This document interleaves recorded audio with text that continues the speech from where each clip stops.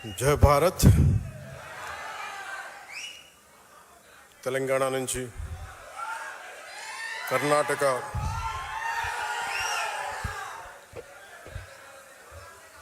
కేరళ, తమిళనాడు,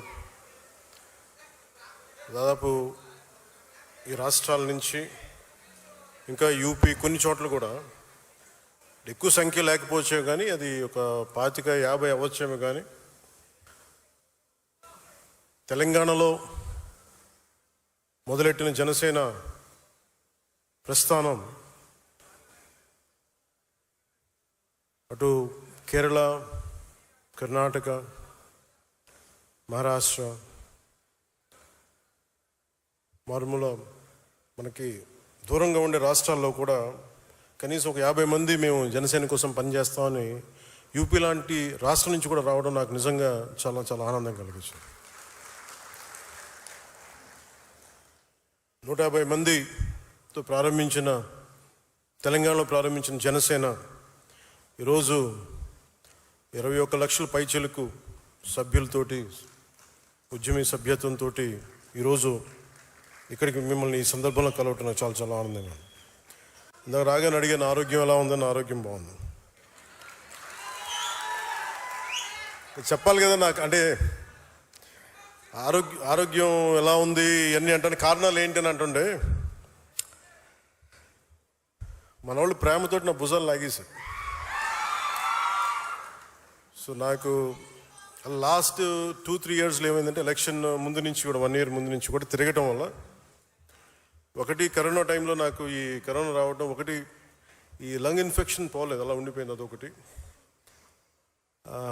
తర్వాత ఈ దుమ్ము ధూళిలో తిరగటం వల్ల అది లోపల ఒక ఈ సైనస్ ప్రాంతాల్లో చాలా కరుడుగా హార్డ్ అయిపోయింది, ఆ డస్ట్ బాల్ అయిపోయింది. అందుకని ఇక్కడ వాచిపోయేది, నాకు అర్థమైంది కదా చాలా కాలం.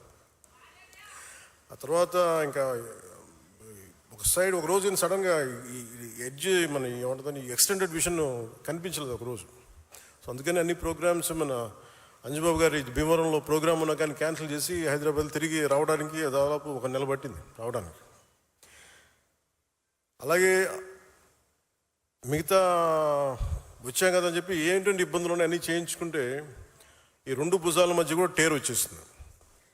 వాళ్ళు అడిగారు ఎట్లా, క్యాల్సిఫికేషన్ కూడా వచ్చేసింది 2 భుజాలు, మన భుజాల్లో ఎట్లా వచ్చింది అని అడిగితే ఏం లేదు, నన్ను మా వాళ్ళు ప్రేమతో లాగేశారు అన్న అని చెప్పి, ఒకళ్ళు ఇట్లా ఆగుతారు అట్లా ఆగుతారు.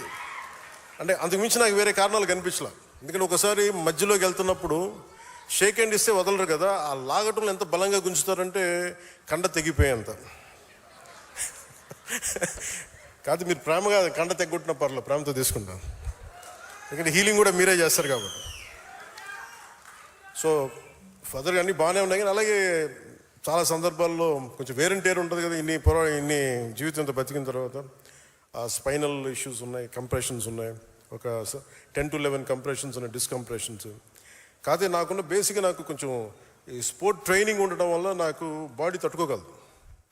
అంటే ఎంత బాధ ఉంది, ఎంత పెయిన్ ఉందో నాకే తెలియదు. నా పెయిన్ టాలరెన్స్ చాలా ఎక్కువ. అంటే లోపల తెగిపోయినా కానీ నాకు అర్థం కాదు, ఏదో ఇబ్బంది ఉంది ఇలా అనుకుని వెళ్ళిపోతూ ఉంటాను. తర్వాత టోటల్ 2.5 ఇంచెస్ ఎలా కదులుతున్నావు అంటారు డాక్టర్స్. సో ప్రస్తుతానికి అన్నీ బాగానే ఉన్నాయి. వాళ్ళు make sure with all your blessings I'll be all right. నా కోసం ప్రార్థించిన మీ అందరికీ కూడా పేరు పేరున ప్రతి ఒక్కరికి నా ధన్యవాదాలు. మీరు కాకపోతే ఇంకెవరిని ప్రేమిస్తాను నేను. అలాగే